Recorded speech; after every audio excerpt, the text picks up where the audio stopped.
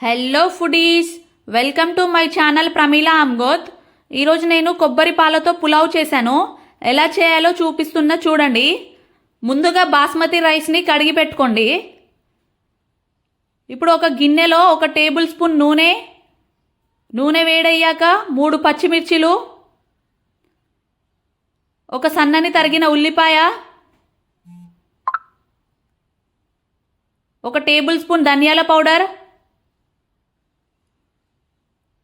1 table spoon ఉప్పు, వీటిని బాగా ఫ్రై చేయండి. బ్రౌన్ కలర్ వచ్చేదాకా ఫ్రై చేయండి. ఇప్పుడు ఇందులో పచ్చి కొబ్బరి పాలు వేసుకోండి. 1 కప్పు రైస్కి 2 కప్పుల పాలు వేసుకోండి.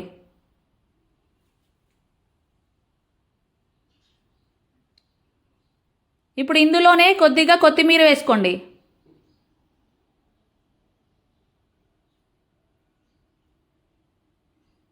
దీన్ని మీడియం ఫ్లేమ్ మీద బాయిల్ చేయండి. ఇప్పుడు ఇందులో ముందు కడిగేసి పెట్టుకున్న రైస్ వేసుకోండి, బాస్మతి రైస్.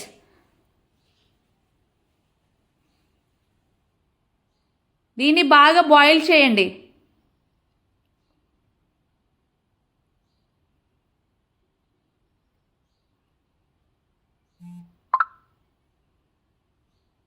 రైస్ ఉడుకుతుంది.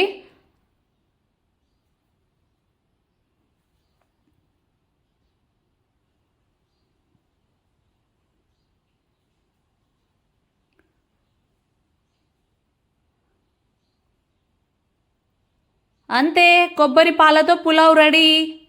చూసారా ఎంత బాగా వచ్చిందో.